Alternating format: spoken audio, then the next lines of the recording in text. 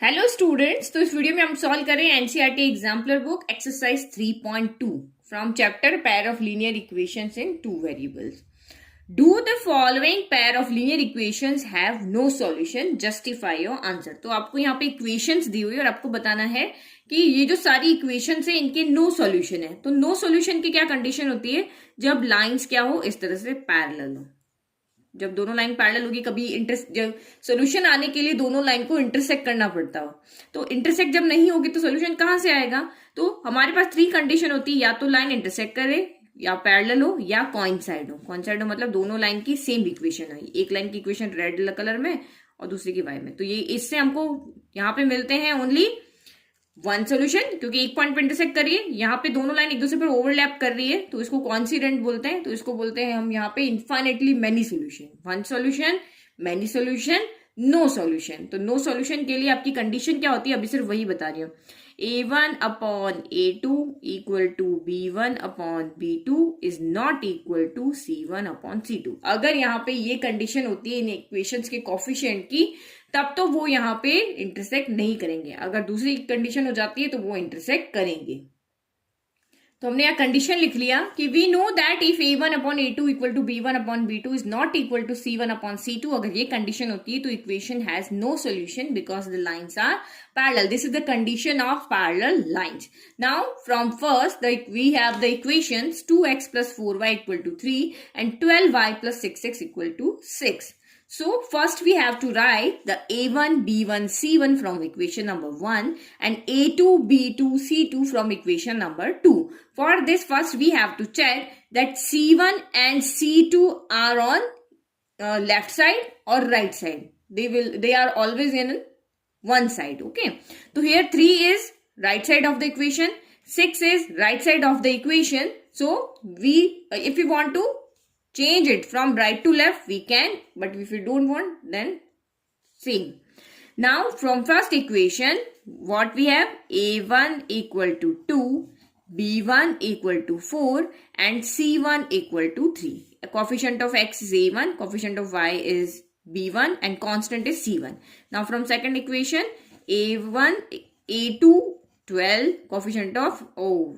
आप यहाँ पे देखो, look at here कि यहाँ पे y पहले दिया हुआ है, x बाद में। तो यही चीज जो है वो मिस्टेक सबसे ज्यादा होती है कि ये यहाँ पे क्या हो जाएगा।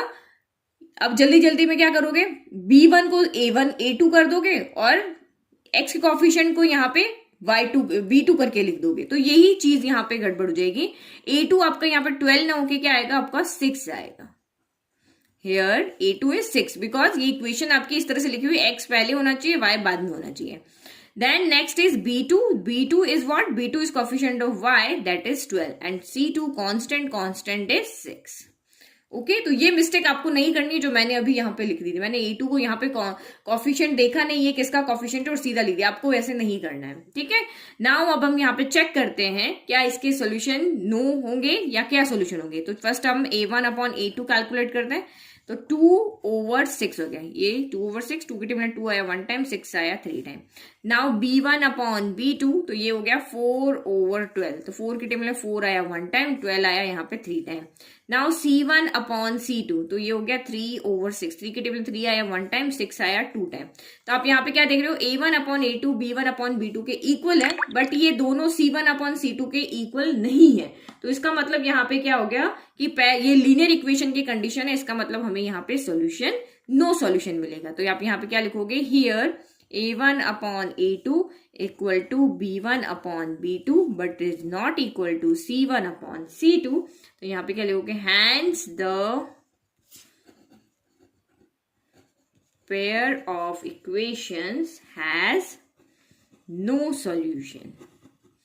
Okay, easy. Now second part देखते हैं इसका। x equal to 2y and y equal to 2x। तो पहले इनको इक्वेशन को सही से लिख लें।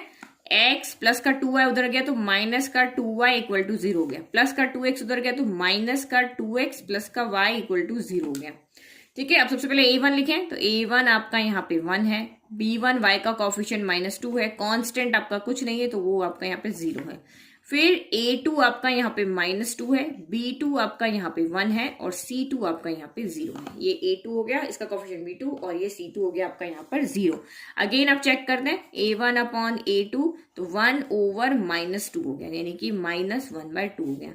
फिर B1 अपॉन B2 तो ये हो गया आपका B1 -2 ओवर 1 हो गया, यानी कि -2 हो गया। और C1 अपॉन C2 तो 0 ही हो गया यहाँ पे। ऐसे तो 0 ओवर 0 अलग कंडीशन होती है, बट 0 ओवर 0 आ रहा है, ठीक है। नाउ तो ये आप यहाँ पे क्या देख रहे हो, A1 अपॉन A2 -1/2 आ रहा है, B1 अपॉन B2 -2 आ रहा है, C1 अपॉन C2 0 ओवर 0 आ रहा है, यानी कि तीनों ही आपस में यहाँ पे इक्वल नहीं है। तो हमारे पास इसकी क्या कंडीशन होती है, तो हमें तब C1 C2 को नहीं देखना है, C1 C2 हमारे पास वैसे भी यहाँ है ही नहीं, कॉन्स्टेंट टर्म हमने 0 लिखा। तो एक्चुअल में यहाँ कंडीशन क्या बन रही है, A1 upon A2 is not equal to B1 upon B2, ये कंडीशन हमारी यहाँ बन रही है। अगर A1 upon A2 B1 upon B2 के इक्वल नहीं है तो इसका मतलब यहाँ पे क्या हो गया, क्योंकि आप यहाँ पे क्या देख रहे हो, -1/2 इज नॉट इक्वल टू -2। तो लीनियर इक्वेशन यहाँ पे इस तरह की कंडीशन में हमें मिलता है यूनिक सॉल्यूशन। यूनिक सॉल्यूशन मतलब लाइंस इस तरह से इंटरसेक्ट कर रही है। तो यहाँ पे क्या लिखेंगे, hence the pair of equations has unique solution. Now third one, तो ये दोनों इक्वेशन हो गई। अगेन A1 आपका 3 हो गया, B1 आपका y का कोफिशिएंट 1 हो गया, C1 आपका कांस्टेंट टर्म -3 हो गया। अब यहाँ पे देखो, ये इधर तो कांस्टेंट टर्म इधर है, यहाँ कांस्टेंट टर्म राइट साइड में, तो सबसे पहले आप इस इक्वेशन को फिर से लिखना है, 2x प्लस 2/3y प्लस का 2 इधर है, ये इधर जाके माइनस का 2 हो जाएगा। तो ये चीज आपको यहाँ पे याद रखनी है, ये गलती कराएगी आपकी। दोनों कांस्टेंट टर्म लेफ्ट में होनी चाहिए या राइट में होनी चाहिए, तो हमने इसको राइट में कर दिया। अब नाउ लिखो, A2 x का कोफिशिएंट हो गया 2, B2 y का कोफिशिएंट हो गया 2/3 और C2 कांस्टेंट टर्म हो गई यहाँ पे -2 हो गई। नाउ अगेन चेक करो, A1 अपॉन A2 तो ये हो गया 3/2, फिर B1 अपॉन B2 तो ये हो गया 1 अपॉन B2 कितना 2/3 है, तो 1 डिवाइड का साइन आपका चला गया मल्टीप्लाई में, तो 3 चला जाएगा न्यूमरेटर में, 2 चला जाएगा डिनोमिनेटर में, तो 1 इंटू 3/2 3/2 हो गया। फिर आपका C1 अपॉन C2 तो ये हो गया -3 अपॉन -2, माइनस से माइनस कैंसिल हो गया, तो ये हो गया 3/2। तो आप यहाँ पे क्या देख रहे हो, ये तीनों यहाँ पे इक्वल आ रहे हैं, A1 अपॉन A2 जितना है उतना ही B1 अपॉन B2 उतना ही C1 अपॉन C2। तो ये किसकी कंडीशन होती है, तो यहाँ पे क्या लिखो, here A1 upon A2 equal to B1 upon B2 equal to C1 upon C2। तीनों अगर इक्वल है तो इसका मतलब pair of linear equation has infinitely many solutions. These equation have infinitely many solution. बस 3 कंडीशन याद रखनी है, ये वाली, ये इनफाइनेट मैनी सॉल्यूशन की कंडीशन है, ये आपकी इंटरसेक्टिंग वाली कंडीशन है, और ये आपकी पैरेलल लाइंस नो सॉल्यूशन की कंडीशन है, और इन्हीं से आपके आंसर यहाँ पे आ जाएंगे। Now next question number 2। Now question is, do the following equation represent the pair of coincident line, justify your answer. तो सेम क्वेश्चन है, हम लेकर बता रहे हैं कि यहाँ पर ये सॉल्यूशन कितने हैं, तो ये कोइंसिडेंट है या नहीं है हमें बताना है। तो सेम वही आपका तरीका चेक करने का। तो फर्स्ट पार्ट आपका यहाँ पे 3x plus 1 upon 7y equal to 3, equation number 1, और सेकंड इक्वेशन इसकी 7x plus 3y equal to आपका यहाँ पे हो गया 7। तो वही A1 अपॉन A2 लिख लेते हैं। कोइंसिडेंट के लिए कंडीशन आपकी क्या होती है, A1 upon A2 equal to B1 upon B2 equal to C1 upon C2।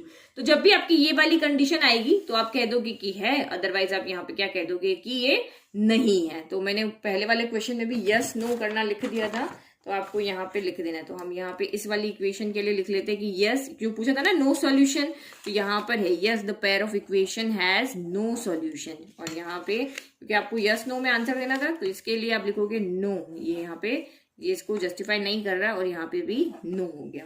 ठीक है, नाउ नेक्स्ट आप यहाँ पे लिखो ये इक्वेशन। तो A1 लिखें पहले, A1 तो x का कोफिशिएंट यहाँ से कितना है आपका 3 है, फिर B1 y का कोफिशिएंट 1/7 और C1 तो ये कांस्टेंट टर्म 3 हो गई, दोनों राइट साइड में, इसलिए हम चेंज नहीं कर रहे। A2 7 हो गई, B2 y का कोफिशिएंट 3 और C2 आपका कांस्टेंट हो गया 7।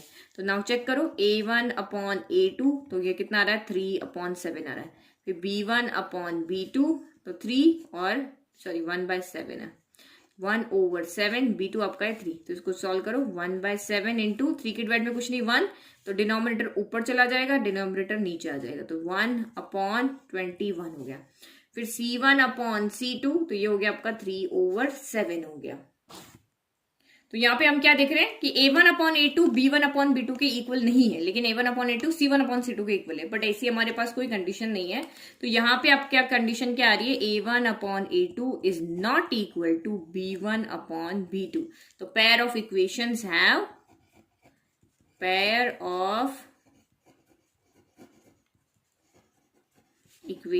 हैव कितने सॉल्यूशन आएंगे इसके लिए, इंटरसेक्ट करिए ना, 1 सॉल्यूशन। ओके, तो ये पेयर ऑफ कोइंसिडेंट यहाँ पे कोइंसिडेंट नहीं हो रही है, तो नो द गिवन, आप आंसर यहाँ पे लिख दो नो। ठीक है, कोइंसिडेंट यहाँ पे नहीं हो रही, तो पूरा लिख देना, the following equation represent a pair of coincident line, know the pair of equation doesn't represent a pair of coincident line.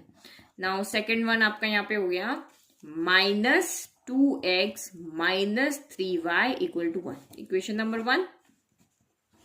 Now next आपकी यहाँ पे इक्वेशन है 6y + 4x = -2, इक्वेशन नंबर 2।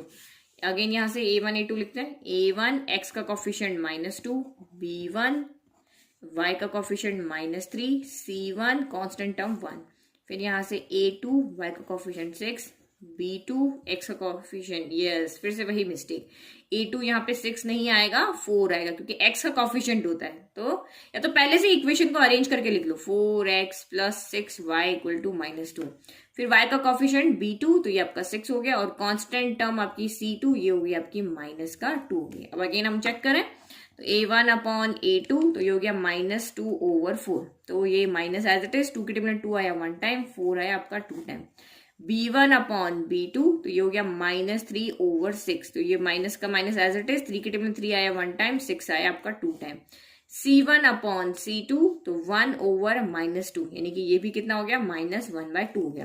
तो यहाँ पे तीनों इक्वल आ रहा है, तो यहाँ पे आप क्या लिख रहे हो, हियर A1/A2 इक्वल है B1/B2 इक्वल है C1/C2 के। तो यहाँ आंसर आ रहा है आपका यस, जो मैंने अभी आपको कंडीशन बताई ना, यही आ रही, ये कोइंसिडेंट लाइंस की है। तो आप यहाँ पे लिखोगे hence the pair of equations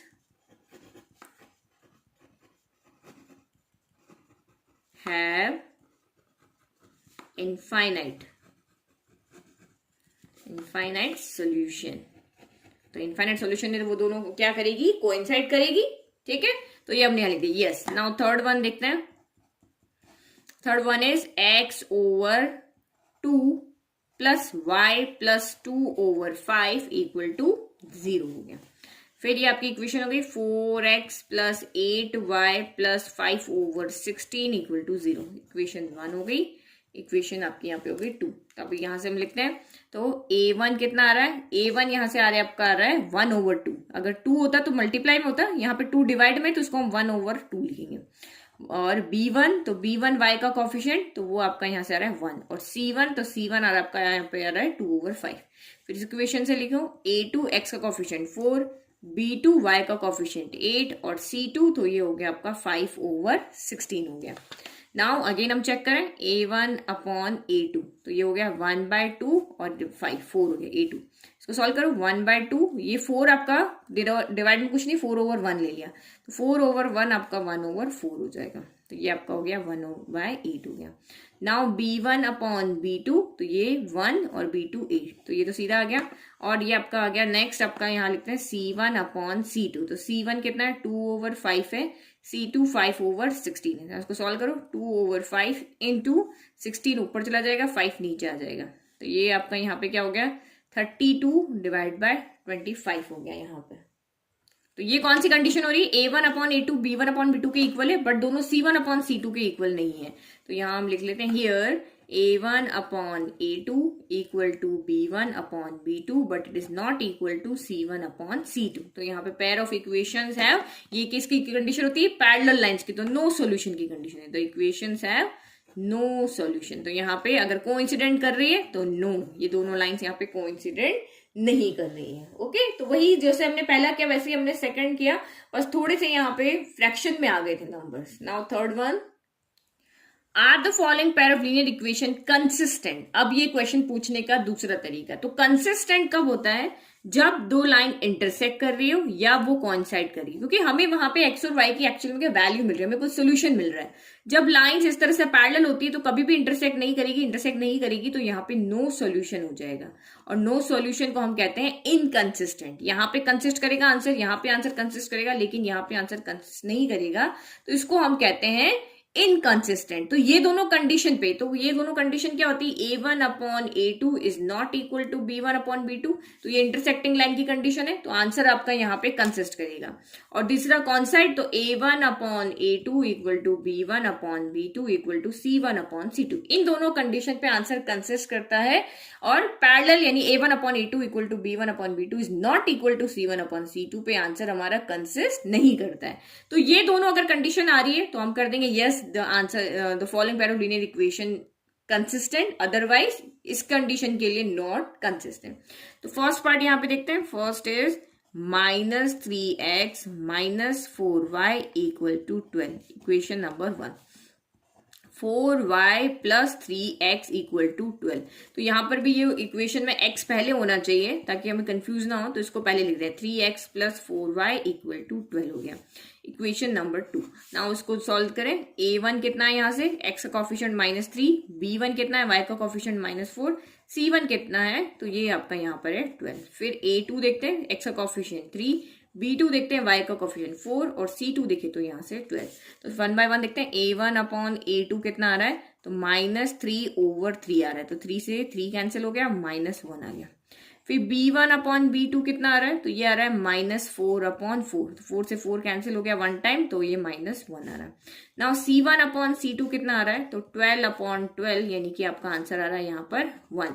तो यहाँ क्या देख रहे हो, A1/A2 equal to B1/B2 but not equal to C1/C2, तो इसका मतलब ये वाली कंडीशन हो रही है। ये दोनों तो कोई आ ही नहीं रही है, नॉट इक्वल टू आ रहा है, तो इसका मतलब ये दोनों लाइन्स क्या है, यहाँ पर पैरेलल है।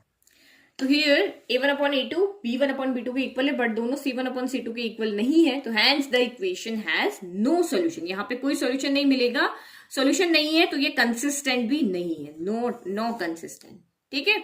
नाउ यहाँ पे देखो सेकंड वन, तो सेकंड वन में आपका यहाँ पे क्या है, 3/5 x - y equal to 1/2, equation number 1। और यहाँ पर है 1/5 x - 3y इक्वल टू 1/6 आ रहा है। एक सेकंड क्वेश्चन चेक करती हूँ। यस, ये दोनों यहाँ पे मिल गए। ये आपका थर्ड पार्ट है, यहाँ से इसकी इक्वेशन है। ठीक है। तो अगेन आप यहाँ पे देखो, तो यहाँ पे हम लिखते हैं हम A1 3/5, B1 तो y के साथ में क्या है -1, C1 1/2। फिर यहां से देखो A2 1/5, B2 -3, C2 1/6 हो गया। तो अब यहाँ पे देखो अगेन A1/A2, तो A1 है 3/5, A2 है 1/5, तो ये हो गया 3/5 इंटू ये 1/5, 5 बाय क्या हो जाएगा 1, 5 से 5 कैंसिल हो गया, 3 आ गया। देन B1/B2, तो ये आपका यहाँ पे हो गया -1/-3, तो ये माइनस से माइनस कैंसिल हो गया, 1/3 आ गया। और C1/C2, ये हो रहा है 1/2 और ये 1/6 हो गया, तो ये आपका यहाँ कितना हो जाएगा 1/2, 6/1, तो 2 से कैंसिल हो गया, 3 हो गया। तो यहाँ पे आपका यहाँ पे क्या आ रहा है, A1/A2 3 आ रहा है, B1/B2 1/3 आ रहा है, ये दोनों इक्वल आ रहे हैं, ये इक्वल नहीं आ रहा है। तो यहाँ पे आपकी क्या कंडीशन हो रही है, हम इसको नहीं देखना है। जब ये दोनों इक्वल नहीं होते ना, तो बस यही कंडीशन देखनी है कि यहाँ पे A1/A2 is not equal to B1/B2 है, तो आपको यहाँ पे क्या मिलेंगे, इक्वेशंस हैव यूनिक सॉल्यूशन, यानी कि एक सॉल्यूशन आपको यहाँ पे मिलेगा और वो यूनिक सॉल्यूशन होगा। तो क्या ये कंसिस्टेंट है, तो यस दे आर कंसिस्टेंट।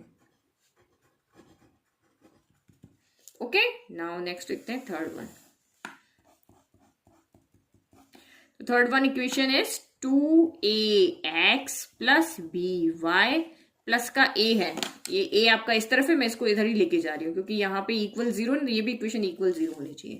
तो -a = 0, इक्वेशन नंबर 1। दूसरी इक्वेशन है आपकी यहाँ पे 4ax + 2by - 2a = 0, equation number आपकी ये है 2। तो यहाँ से देखो x का कॉफिशिएंट, तो ये a1 = 2a, B1 equal to B है and C1 equal to minus of A है। फिर यहां से A2 इक्वल टू 4A है, ठीक है, तो 4A हो गया, B2 2B हो गया और C2 आपका यहां से कितना हो गया, माइनस का 2A हो गया। तो अब इसको चेक करें, A1 अपॉन A2, तो ये हो गया 2A अपॉन 4A, A से A कैंसिल हो गया, 2 के टेबल में 2 आया 1 टाइम, 2 के टेबल में 4 आया 2 टाइम, ये कैंसिल हो गया, 2 टाइम आया 1 टाइम। फिर B1 अपॉन B2, तो ये B अपॉन 2B हो गया, B से B कैंसिल हो गया, 1/2 बच गया। C1 अपॉन C2, तो minus A upon minus 2A हो गया, माइनस से माइनस कैंसिल, A से A कैंसिल, तो ये भी 1/2 हो गया। तो अब यहाँ पे क्या देख रहे हो, तीनों यहाँ पर इक्वल है, तो यहाँ क्या लिखेंगे, here A1 upon A2 equal में है B1 अपॉन B2 इक्वल में है C1 अपॉन C2। तो ये आपके यहाँ पे कितने सॉल्यूशन मिलेंगे, यहाँ पे आपको मिलेंगे, कोइंसाइड करिए ना, इनफाइनाइटली, कोइंसाइड की तो कंडीशन है, इनफाइनाइटली मैनी सॉल्यूशन। तो यस, ये भी कंसिस्टेंट है क्योंकि हमें सॉल्यूशन मिल रहा है, दे आर कंसिस्टेंट। जो फर्स्ट वाली कंडीशन में नो सॉल्यूशन है तो दे आर इनकंसिस्टेंट हो गया, ठीक है, ये थर्ड हो गया। नाउ फोर्थ देखते हैं, तो ये आपका फोर्थ हो गया, यहाँ पर फोर्थ इक्वेशन है x plus 3y equal to 11 first, और सेकेंड इक्वेशन है 2 into 2x plus 6y equal to 22। तो हम 2 को इधर ही ले जाते हैं, तो ये हो जाएगा 2x plus 6y equal to 22, 2 multiply में यहाँ पर डिवाइड में आ जाएगा, तो ये हो गया 2x plus 6y equal to 11, equation number हो गया 2। अब A1 B1 C1 लिखें, तो A1 x का कोफिशिएंट 1, B1 y का कोफिशिएंट 3, C1 यहाँ हो गया 11, यहाँ से देखो A2 2 हो गया, B2 6 हो गया, C2 11 हो गया। चेक करते हैं फिर से, A1 अपॉन A2 तो 1/2 है, B1 अपॉन B2 तो 3/6 है, यानी कि 3 की टेबल 3 आया 1 टाइम, 6 आया 2 टाइम। फिर C1 अपॉन C2 तो 11 अपॉन 11, यही आ रहा है, ये इक्वल आ रहा है आपका 1। तो अब यहाँ पे क्या देख रहे हो, A1 upon A2 equal to B1 upon B2, but this is not equal to C1 upon C2, तो इक्वेशन यहाँ पे क्या हो जाएगी, ये कंडीशन हमारी क्या है, पैरेलल लाइंस की इक्वेशन है, तो यहाँ पे आपको क्या मिलेगा, नो सॉल्यूशन। तो आप यहाँ पे क्या लिखोगे, here A1 upon A2 equal to B1 upon B2 but it is not equal to C1 upon C2, तो यहाँ पे हमें मिलेगा नो सॉल्यूशन। तो ये आपकी इक्वेशन कंसिस्टेंट नहीं होगी, तो नो कर देते हैं, इनकंसिस्टेंट होगी, ठीक है।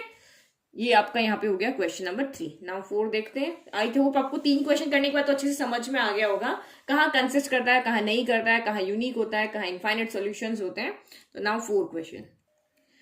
For the pair of equations lambda x plus 3y equal to minus 7, 2x plus 6y equal to 14, to have infinitely many solution, the value of lambda should be 1. Is the statement true? Give reason. तो आपको यहाँ पे क्या करना है, हमें ये 2 equations दी हुई है, इसमें आपको कहा कि अगर इन इक्वेशन को हमें इनफाइनेटली मैनी सॉल्यूशन की इक्वेशन में बनाना है, मतलब इनफाइनेटली मैनी सॉल्यूशन मीन्स अगर यहाँ पे A1 upon A2 equal to B1 upon B2 equal to C1 upon C2 होता है, तभी हमारी ये कंडीशन क्या बनेगी, इनफाइनेटली मैनी सॉल्यूशंस की बनेगी। तो आपको यह बताना है कि क्या लैम्बडा की वैल्यू यहाँ पे 1 होनी चाहिए, लैम्बडा की वैल्यू 1 रखने पर ही ये कंडीशन फुलफिल होगी, क्या ये स्टेटमेंट आपका ट्रू है, तो आपको रीजन बताना है। तो हम इक्वेशंस लिखते हैं सबसे पहले। तो इक्वेशन हमारी फर्स्ट है lambda x plus 3y equal to -7, equation 1 होगी। देन आपकी सेकंड इक्वेशन है 2x plus 6y equal to आपकी यहाँ पे हो गई 14, ठीक है। फिर इनफाइनेटली मैनी सोल्यूशन के लिए हमारे पास कंडीशन है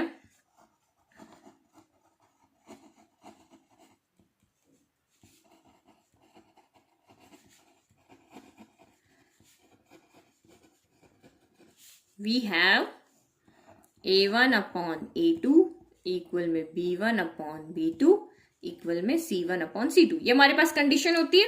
तो हम यहाँ चेक करते हैं, तो A1 अपॉन A2 आपका यहाँ पे कितना हो जाएगा, A1 अपॉन A2 आपका यहाँ पे हो जाएगा लैम्बडा अपॉन 2। यहाँ से पहले लिख लें, A1 कितना है यहाँ से लैम्बडा, B1 कितना है यहाँ से आपका 3, C1 कितना है -7, फिर A2 कितना है आपका यहाँ 2, B2 कितना है आपका 6 और C2 कितना है यहाँ पे 14।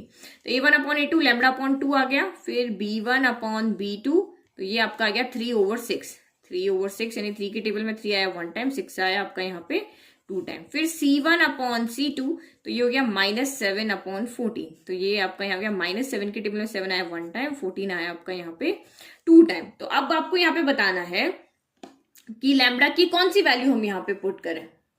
तो आप यहाँ पे देखो क्वेश्चन में कहा है कि लैम्बडा शुड बी 1, क्या लैम्बडा 1 होना चाहिए, तो हम 1 यहाँ पे लैम्बडा पुट करके देखते हैं। अगर मैं लैम्बडा की जगह 1 रख देती हूँ तो ये 1/2 हो जाएगा, ये 1/2 पहले से है और ये -1/2 है। अगर मैं लैम्बडा की जगह 1 भी रख देती हूं तब भी मेरी ये कंडीशन ट्रू नहीं हो रही है, क्योंकि A1/A2 ये 1/2, लैम्बडा की जगह 1 रखा तो 1/2 हो गया, B1/B2 1/2 दिया हुआ है, बट C1/C2 हमारा यहाँ पे -1/2 है, तो ये यहाँ पे इक्वल है बट ये नॉट इक्वल, ये दोनों C1/C2 के इक्वल नहीं है। तो ये कौन सी कंडीशन आ रही है, ये आपकी पैरेलल लाइन की कंडीशन आ रही है, A1/A2 equal to B1/B2 is not equal to C1/C2।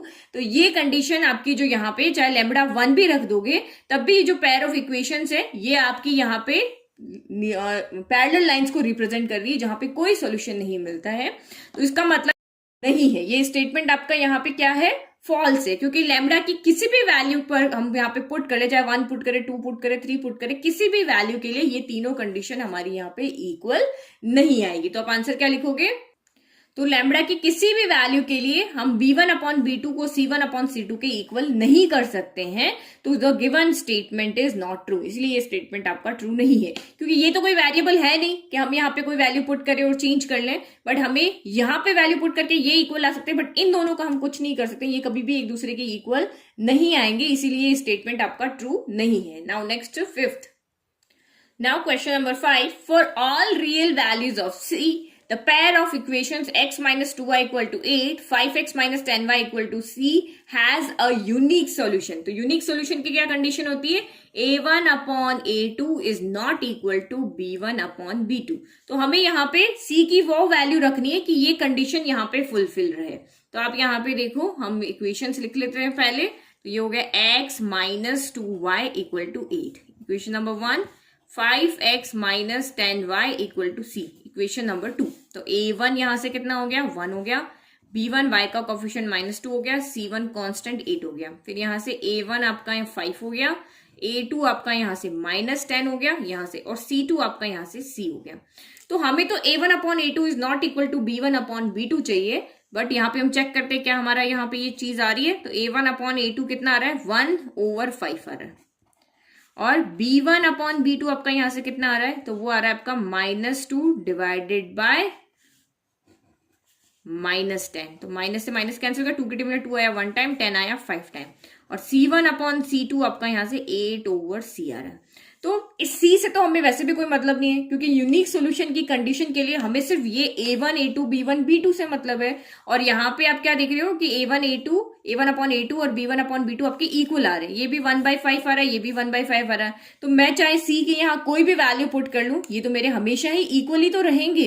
तो इसका मतलब C यहाँ पे कोई वेरी नहीं कर रहा है, C की वैल्यू कोई भी पुट करो, हमें ये कंडीशन यहाँ पे नहीं बन रही है, क्योंकि ये यहाँ पे इक्वल आ रहे हैं। अगर ये अनइक्वल होते तो हमें तब भी C की कोई जरूरत नहीं थी, तब हम यहाँ पे C की वो वैल्यू रखते कि ये इन दोनों के इक्वल ना हो जाए। बट C की वैल्यू यहाँ पे बिल्कुल इसके आंसर पर डिपेंड नहीं कर रही है, क्योंकि C यहाँ पे बिल्कुल मैटर ही नहीं कर रहा, क्योंकि ये पहले से ही इक्वल है, तो C की जगह मैं कुछ भी रख दूं, ये हमेशा यहाँ पे क्या होंगे, यूनिक सॉल्यूशन कभी भी नहीं देंगे।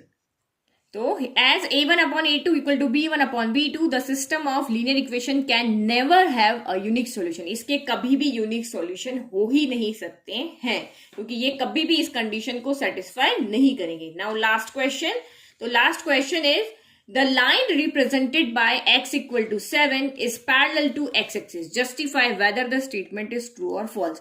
तो अगर अभी आपने ऑब्जेक्टिव किए होंगे तो वहां पे मैंने आपको बताया था कि ये चीज आप याद रख लो कि x इक्वल टू कोई भी वेरिएबल है, x इक्वल टू a जो आपकी लाइन होगी वो हमेशा पैरेलल होगी, किसके, is parallel to y axis की होगी, और y इक्वल टू a कोई लाइन होगी वो पैरेलल होगी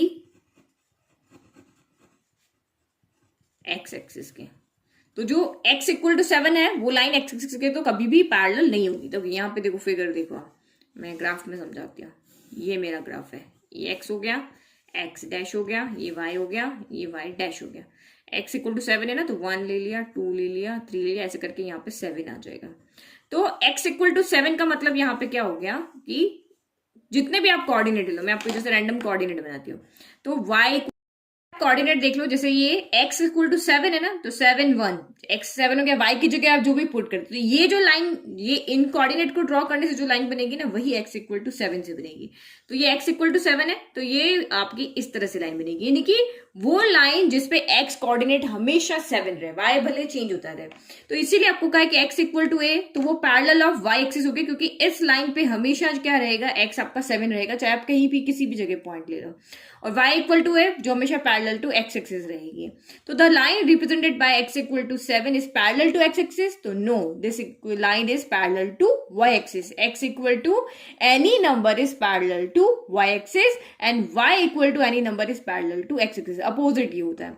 तो justify whether the statement is true और नॉट, तो ये स्टेटमेंट आपका ट्रू नहीं है, क्योंकि हम जानते हैं कि x इक्वल टू 7 अगर कोई यहाँ पे लाइन की इक्वेशन है तो वो हमेशा y एक्सिस के पैरेलल होगी।